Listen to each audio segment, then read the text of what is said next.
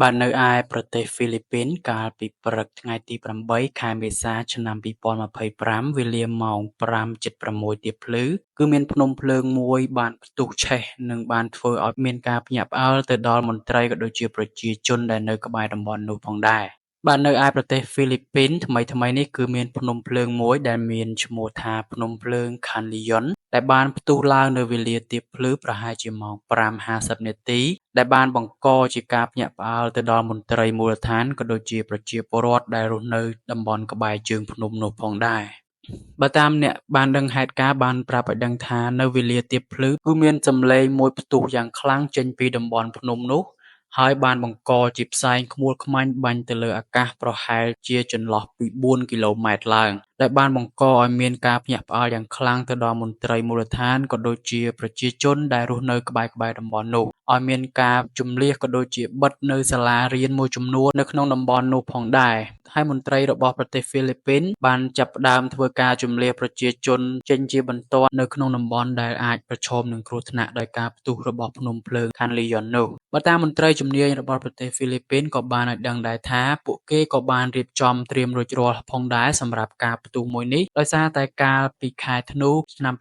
2024ក៏មានភ្នំភ្លើងមួយដែរដែលបានផ្ទុះនៅក្នុងតំបន់ជិតនេះផងដែរដូច្នេះប្រទេសហ្វីលីពីនក៏បានត្រៀមរួចរាល់ផងដែរសម្រាប់ការផ្ទុះឡើងនៅថ្ងៃខាងមុខតទៅទៀតជាក់ស្ដែងដូចជាការផ្ទុះនេះជាដើមគឺមន្ត្រីរបស់ប្រទេសហ្វីលីពីនបានប្រុងប្រៀបក៏ដូចជាបានជូនដំណឹងទៅដល់ប្រជាពលរដ្ឋឲ្យបានដឹងរួចរាល់ផងដែរសម្រាប់ត្រៀមនៅក្នុងហានិភ័យនៃការផ្ទុះមកដល់ដើម្បីជម្លៀសក៏ដូចជាត្រៀមខ្លួនកុំឲ្យមានគ្រោះថ្នាក់ទៅដល់ប្រជាពលរដ្ឋដែលរស់នៅក្បែរតំបន់នោះប្រជាជនដែលរស់នៅក្នុងចន្លោះពី4ទៅ6គីឡូម៉ែត្រក្បែរតំបន់នោះគឺត្រូវបានជម្លៀសចេញទៅរកទីទួលសុវត្ថិភាពហើយអាចនឹងត្រឡប់ទៅកាន់ផ្ទះសម្បែងរបស់ពួកគេវិញបន្ទាប់ពីមន្ត្រីបានជូនដំណឹងសារជាថ្មីដែលអាចនឹងមានសុវត្ថិភាពគ្រប់គ្រាន់សម្រាប់ទៅរស់នៅក្នុងតំបន់របស់គេវិញភ្នំភ្លើងនេះបានផ្ទុះឡើងហើយបានបង្កជាសំឡេងក៏ដូចជាផ្សែងយ៉ាងខ្មួលខ្មាញ់ទៅលើអាកាសប្រហែលជា4គីឡូម៉ែត្រឡើងទៅលើហើយមានកំអែលភ្នំភ្លើងក៏ដូចជាផេះផង់ខ្ទាតចេញយ៉ាងឆ្ងាយផងដែរ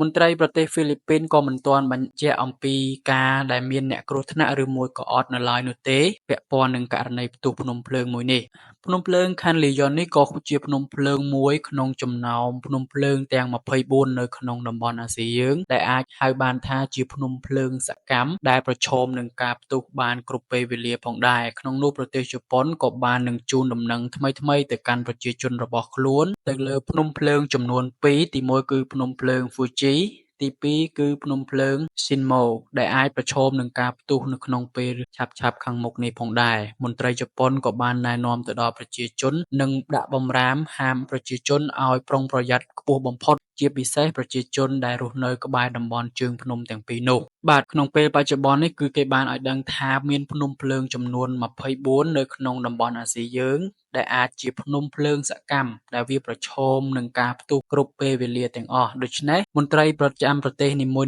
ៗនៅក្នុងតំបន់អាស៊ីដែលមានភ្នំភ្លើងសកម្មទាំងអស់នេះគឺបានជូនដំណឹងទៅដល់ប្រជាពលរដ្ឋរបស់ពួកគេឲ្យបានត្រៀមខ្លួនទុកជាមុនសម្រាប់ករណីផ្ទុះភ្នំភ្លើងបានមកដល់ជាក់ស្ដែងដូចជាប្រទេសហ្វីលីពីននេះជាដើមហើយសង្ឃឹមថារាជរដ្ឋាភិបាលរបស់ប្រទេសនីមួយៗធ្វើការប្រុងប្រយ័ត្នទាំងអស់គ្នានិងជូនដំណឹងឲ្យបានទាន់ពេលវេលានិងរៀបចំឲ្យបានល្អបំផុតសម្រាប់ការពារអាយុជីវិតក៏ដូចជាសុវត្ថិភាពរបស់ពលរដ្ឋរៀងៗខ្លួនផងដែរបាទបងប្អូនទាំងអស់គ្នានេះគឺជាព័ត៌មានមួយដែលទើបតែកើតឡើងកាលពីព្រឹកថ្ងៃទី8ខែមេសានេះគឺករណីផ្ទុះភ្នំភ្លើងមួយនៅឯប្រទេសហ្វីលីពីនបាទថ្ងៃនេះគឺខ្ញុំមានព័ត៌មានប៉ុណ្ណឹងចាំជួបគ្នានៅវីដេអូក្រោយ